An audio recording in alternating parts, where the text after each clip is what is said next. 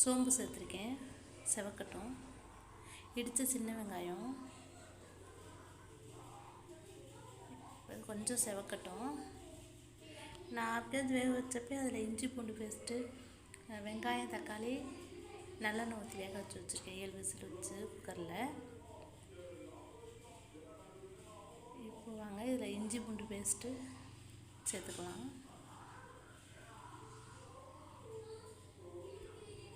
கொஞ்சம் செவக்க கல்லுப்பு சேர்த்து நல்லா வதங்கட்டும்.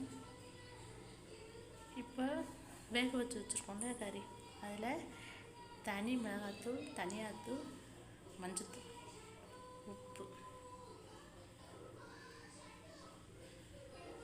இப்போ இது என்ன பண்ணலாம், கொதித்த பிறகு தேங்காய் ஊற்றி ஆஃப் பண்ணிக்கலாம். அவ்வளோ குழம்பு ரெடி ஆகிடும். கிரேவிக்கு எண்ணெய் விட்டு பட்டைப்பூ போட்டிருக்கேன். வெங்காயம் சேர்த்துக்கலாம்,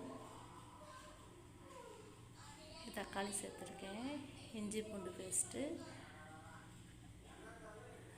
அதே போல் எல்லாம் சேர்த்தாச்சு. கடலை பருப்பு 1 மணி நேரம் ஊறிடுச்சு. அது கவர் ஆகும்ல, எடுக்க முடியாமல் போயிடுச்சு. 3 விசிலுக்கு அப்புறம் இப்படி தான்